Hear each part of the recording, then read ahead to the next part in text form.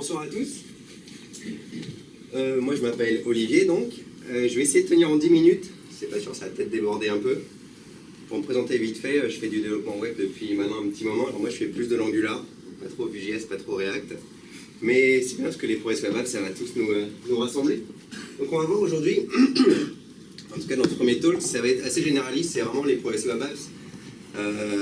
Où est-ce qu'on en est aujourd'hui? Pourquoi est-ce que c'est intéressant de faire des prouesses web apps? À qui ça s'adresse? Est-ce que c'est intéressant pour vous de faire une application prouesse web apps plutôt qu'une application web ou une application native? Alors moi je suis né dans les années 80. Ça fait qu'en 1990 j'étais assez jeune. J'avais un Pentium 120 à l'époque, super hardcore. Et à l'époque, on était sur des CD. C'était le temps. Et c'est que quand on avait quelque chose à faire, par exemple, si je voulais faire, disons, une dissertation sur la guerre de 100 ans, je devais installer Encarta qui tenait sur 4-5 CD avant qu'il ait DVD. Je devais installer Microsoft Word, et c'était la même chose qui tenait sur 3 4 CD. Et c'est pas vraiment super pratique. Et après, dans les années 2000, donc là, au milieu des années 2000, je rentrais à l'université. Et là, c'est là où on a vu un mouvement finalement vers le web. Et on a vu les applications web finalement qui ont remplacé les applications natives installées. En tout cas sur le desktop, il n'y a pas encore de mobile à l'époque. Et donc si je reprends la même chose, hein, on ne lisait plus nos mails sur Outlook installé, quoi. Il y en a encore qui le font aujourd'hui. On allait sur Gmail par exemple. Si on voulait rechercher l'information, on allait plus sur Wikipédia, ou même il y avait Encarta en ligne à l'époque, et on n'installait pas les 3 DVD, parce qu'ils sont restés sur le même nombre, juste ils sont passés en DVD. Et donc déjà c'était quand même un tournant assez important. En 2007, Apple a révolutionné le monde du mobile en sortant l'iPhone. Et là, on a basculé dans ce qu'on appelle maintenant les smartphones. Et on est revenu sur un modèle d'installation d'applications. C'est-à-dire que c'était leur moto au départ. Hein, il y a une application pour ça. Et donc là, on s'est retrouvé avec, comme on était dans les années 90, avec pléthore d'installations à installer, d'applications à installer pour pouvoir utiliser notre téléphone. Et l'idée, c'est de voir si on peut avoir la même chose sur le mobile qu'on a eu sur le desktop entre les années 90 et les années 2000, mais sur le mobile. Alors, pour répondre à la question, est-ce qu'on peut faire la même chose, ou pourquoi d'ailleurs est-ce qu'on n'a pas ça, on va regarder un peu les attitudes des utilisateurs. Donc là, je vais passer sur les chiffres. C'est intéressant, les chiffres. Il faut savoir qu'aujourd'hui, les gens passent 13% de leur temps sur le web, sur leur mobile, alors qu'ils passent 87% de leur temps sur les applications. Ça ne veut pas dire qu'ils vont plus sur plus d'applications que le site web, mais en tout cas en temps, ils passent beaucoup plus de temps sur les applications natives que sur du web. Par contre, comme je le disais, ils passent 80% de leur temps sur seulement 3 applications. Alors juste pour donner une idée, s'il y en a qui montent des startups dans la salle, mis à part si vous êtes WhatsApp, Google Maps qui marche bien aussi, Facebook, etc., il y a quand même peu de chances que les gens ouvrent régulièrement votre application si vous n'êtes pas dans ces 3-là. Ça ne veut pas dire que les gens ont pas 50 applications installées, c'est juste que régulièrement, ils n'en utilisent que 3. Et autre stat, toutes les stats sont de Comscore, donc un institut de statistique. 0, c'est le nombre d'applications en moyenne installées par mois. Par mois, c'est bien ça. Par une personne, on ne sait pas 0 exact, hein, c'est 0 et quelques, mais globalement, c'est quand même pratiquement 0. Alors qu'à côté de ça, si on prend les statistiques qui, elles, sont publiées par Google sur Google Analytics, on dit qu'un utilisateur consulte environ sur son mobile 100 sites par mois. Donc là, même si les gens passent beaucoup plus de temps sur les applications mobiles que sur le web mobile, ils consultent beaucoup plus de sites mobiles que d'applications, qui, elles, se limitent à 3, globalement. Donc voilà, alors ce qu'on a aujourd'hui, en fait, pourquoi est-ce que les gens vont plus vers les applications natives plutôt que du web? Bon, c'est facile, hein, vous êtes sur un téléphone, vous allez tous galérer avec le web sur votre téléphone, l'application c'est beaucoup plus simple. Et voilà où on en est aujourd'hui. En jaune, là, ce sont les applications. Une application, ça a beaucoup de capacité. Vous avez accès à toutes les API du téléphone, hein, c'est super sympa, c'est sur votre écran d'accueil, vous cliquez dessus, elle s'ouvre, c'est dans le métro, ça marche aussi. Et en face, on a le web, en bas à droite, qui a peu de capacité. C'est-à-dire que sur le web, effectivement, vous n'avez pas accès à toutes les API du téléphone, et dans le métro, ça passe pas très bien. Par contre, si on regarde en termes de portée, les applications, ça n'a pas beaucoup de portée. C'est-à-dire que si vous avez du contenu intéressant sur une application et que vous voulez qu'une autre personne la voie, c'est compliqué. Soit il faut qu'elle installe aussi l'application et vous dites bah, va dans telle minute, tel endroit. Soit on a aujourd'hui un peu de partage. Effectivement, vous envoyez des liens, mais souvent ça renvoie vers le site de l'application. Pas très pratique. Contrairement au web, qui lui a une grande portée. Vous pouvez envoyer un lien, la personne arrive directement sur le bon site, sur la bonne page du site, et c'est beaucoup plus facile de partager du contenu. Donc ce qu'on aimerait, nous, c'est plutôt avoir du web là-haut, surtout moi qui suis développeur web, et beaucoup moins natif. Ce que j'aimerais, ça serait de pouvoir développer des applications web qui sont à la fois d'une grande capacité, c'est-à-dire qui sont vraiment engageantes pour les utilisateurs, et qui ont accès à plein de choses que ne font pas aujourd'hui les applications web, mais qui gardent toujours cette portée, et ça, c'est pas bien compliqué. Alors pour savoir comment est-ce qu'on pourrait en arriver là, on va essayer d'analyser ce qui s'est passé justement sur desktop, comme je l'ai dit tout à l'heure, entre les années 90 et 2000, comment le web a réussi à supplanter les applications natives, et voir est-ce qu'on ne peut pas reproduire la même chose sur le mobile finalement. Alors, ce qui s'est passé dans les années 90, ça a été la révolution, ça a été Ajax. Ajax qui est en fait un nom qui regroupe un ensemble de technologies qui permettait aux applications web finalement de rivaliser avec les applications natives. C'est-à-dire qu'on pouvait avoir des contenus interactifs, dynamiques. Pour vous montrer un peu l'exemple, c'est un peu comme si aujourd'hui vous essayez d'utiliser Google Maps sans Ajax. À chaque fois que vous scrollez pour descendre sur la map, ça reload toute la page, c'est complètement inutilisable. Donc c'est vrai que ça a été une révolution dans le web et on a pu avoir des sites vraiment beaucoup plus dynamiques. Alors qu'est-ce qui se passe dans le mobile? Et bien aujourd'hui le mobile essaie de rattraper son retard et c'est là que les progressions web s'arrivent. Alors de la même manière qu'Ajax, c'est pas une techno mais c'est vraiment un ensemble de technologies qui ont été mis ensemble pour dire bah ça fait Ajax. Et pour progression web c'est pareil, c'est pas une seule techno ou un seul framework ou peu importe ce que vous l'appelez, c'est vraiment un ensemble de technologies qui d'ailleurs ils en rajoutent régulièrement dedans qui vont vous permettre d'avoir une expérience proche du natif sur des applications mobiles. Alors, on va voir vite fait qu'est-ce que ça veut dire une application pas progressive, mais en fait ce que recherchent les gens quand ils veulent une application native et ce qu'ils n'ont pas forcément sur le web. On veut qu'une application elle soit fiable, c'est-à-dire qu'elle marche tout le temps.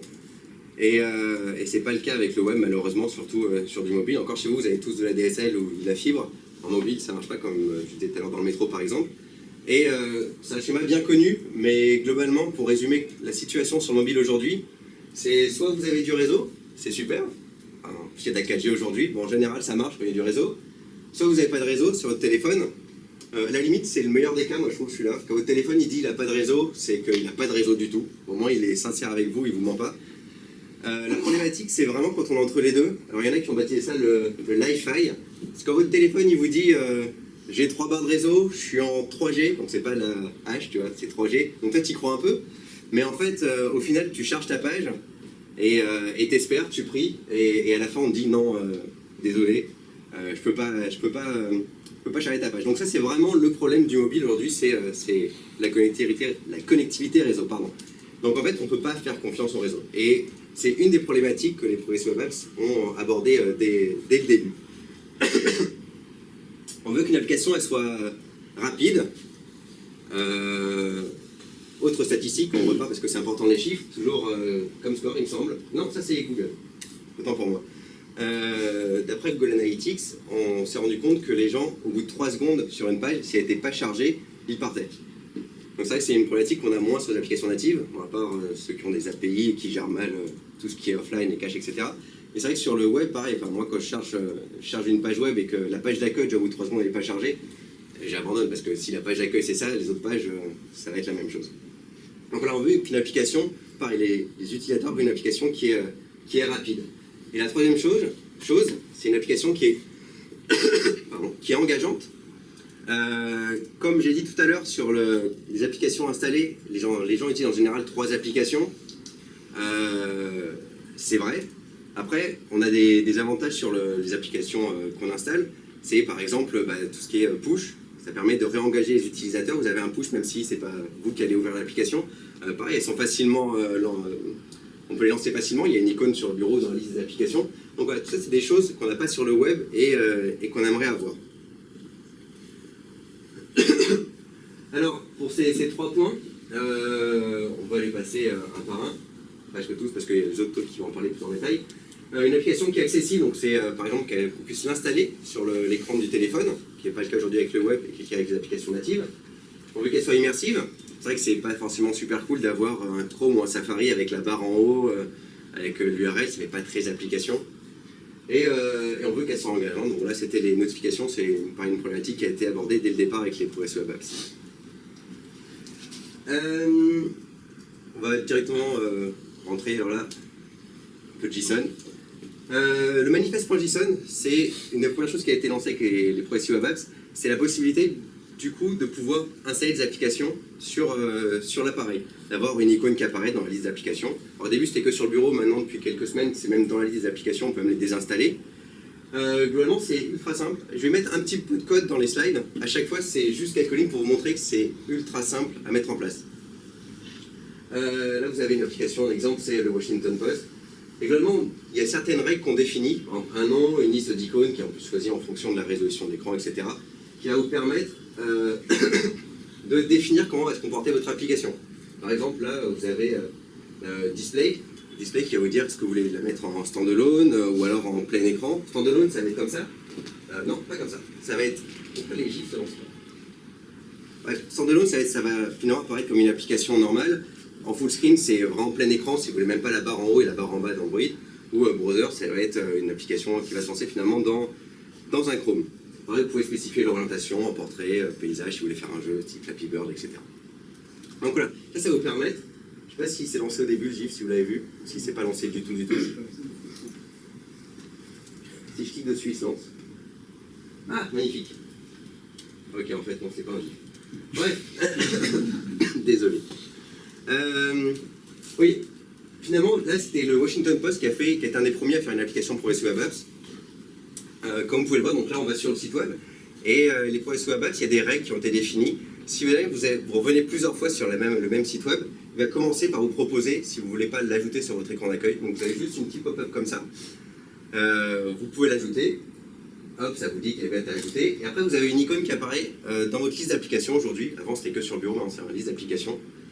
Ce qui vous permet après de relancer l'application. Donc on a tout ce qu'on a sur une application native. Vous avez un splash screen, une fois qu'elle est lancée, donc là elle était en standalone, elle ressemble vraiment à une application native. Vous n'avez même plus le browser en haut, vous êtes vraiment dans une application comme une application native. D'ailleurs, depuis quelques semaines, c'est effectivement le cas, vu que quand on installe une ProS Web Apps, c'est packagé dans un APK Android. Donc vous pouvez même l'avoir dans la liste d'applications, les supprimer, etc. C'est vraiment une application native. Et vous voyez, quand vous lancez la liste des différentes applications lancées, ça apparaît pas dans un Chrome, mais vraiment comme une application. La deuxième partie, il y a un talk juste après, sur les services workers, vous verrez sur comment on peut réengager, etc., les utilisateurs. Là, ce que je vais vous montrer, ça va être différentes API qui sont assez méconnues dans le web, qui ne sont pas forcément reliées au ProS Web Apps, mais comme on l'a dit, ProS Web Apps, ça englobe tout ce qui permet d'avoir une expérience native avec des applications web. Donc là, je vais passer en revue quelques API qui ne sont pas forcément très connues. Bon, la géolocalisation, j'ai commencé par une qui est assez connue. Aujourd'hui, dans du web, vous pouvez géolocaliser un utilisateur.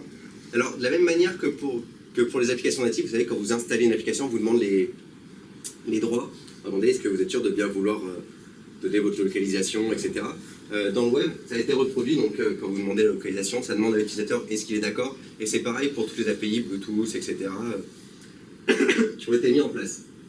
Pareil, à chaque fois, il y a un petit morceau de code, vous verrez. Hein. C'est vraiment plus de 10 lignes pour mettre en place ce qu'on voit à droite. La Share API qui vous permet, exactement comme dans une application native, de partager du contenu. Donc vous cliquez sur un bouton partager et ça vous ouvre la petite fenêtre native qu'on voit en bas là, qui vous demande vous pouvez partager sur Hangout, sur un Google Doc, etc. Donc ça pareil, aujourd'hui c'est faisable directement dans une application web. Vous avez la Record Play API, là c'est la Mida Recorder, qui est assez récente elle aussi, qui vous permet d'enregistrer du contenu vidéo, de le jouer, de le télécharger, etc. directement dans le browser. Donc vous avez accès à la vidéo de votre téléphone. Les notifications, pareil, vous avez les web notifications qui sont arrivées. Alors, pareil, ça vous demande l'autorisation toujours. Hein. Et vous le verrez avec les service workers, mais un service worker, vu que ça tourne toujours, même quand votre Chrome est fermé, vous pouvez recevoir des notifications qui apparaissent comme des applications natives, sauf que finalement, c'est sur votre site web qu'elle est ciblée. Donc vous pouvez cliquer dessus comme une application et ça va lancer votre ProS Web Apps. Vous avez les Media Notifications qui, elles, sont toutes nouvelles. Vous allez entendre pas mal parler cette année.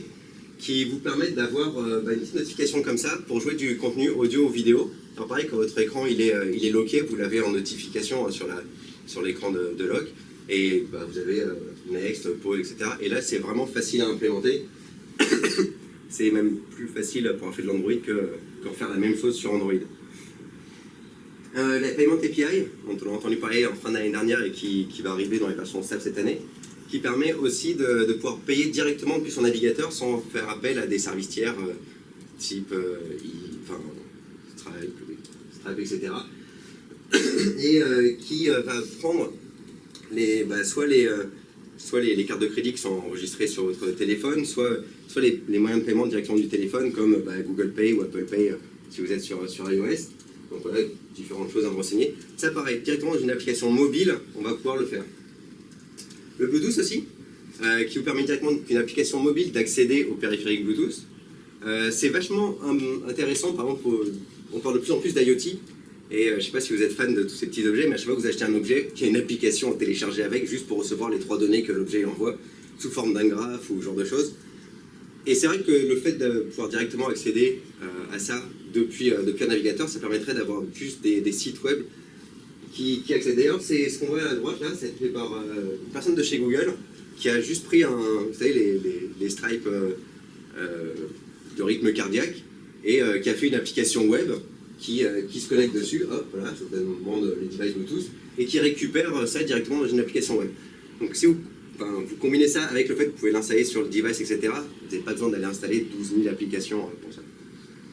Et je finis sur une petite dernière, le stockage. Aujourd'hui, on peut faire énormément de choses, contrairement à ce qui était encore il y a quelques années. Vous avez même des bases de données comme IndexedDB, vous avez la cache API, que vous verrez peut-être après aussi, Local Storage, pour ceux qui utilisent encore Local Storage. Et vous avez quelque chose qui arrive assez récemment, c'est les stockages persistants. Il faut savoir que tous ces trucs-là, même IndexedDB, votre navigateur, c'est enregistré, c'est toujours référencé sur votre site web, mais quand vous n'avez plus de place sur votre ordinateur, il peut les virer. Et donc il y a le petit persiste qui est arrivé là, en début d'année, et qui vous permet de dire à votre navigateur, toutes les données qui sont enregistrées sur ces stockages vont être persistantes. Donc là, on a vraiment le même comportement qu'une application native. Et il y en a d'autres aussi. Il y a la Media API, qui est un peu ancienne maintenant. Vous avez WebNFC, vous pouvez accéder au WebNFC directement depuis l'application mobile, l'application web. L'USB aussi arrive, c'est en spécification. Vous avez accès maintenant même à la batterie, etc.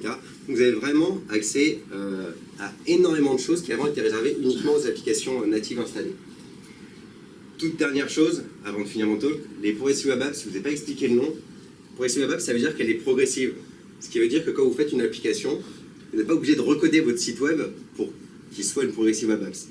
C'est-à-dire que vous n'avez pas une version web, une version progressive. Vous avez une seule version, et ce qu'on veut dire par progressive, c'est que si vous avez un utilisateur qui a un navigateur qui ne gère pas, ou un OS qui ne gère pas les Progressive Web Apps, votre application va quand même marcher. Donc c'est vraiment cette volonté de dire, vous savez, vous avez toujours les if, cette fonctionnalité in window, in navigation, etc. C'est vraiment d'avoir une seule expérience et de dire si ça marche pas, et ben soit on a des fallbacks, soit on les dit ça marche pas, mais en tout cas on n'a pas 2 applications ou on n'a pas un site qui marche que chez les gens qui ont un navigateur compatible. Voilà, merci beaucoup. Et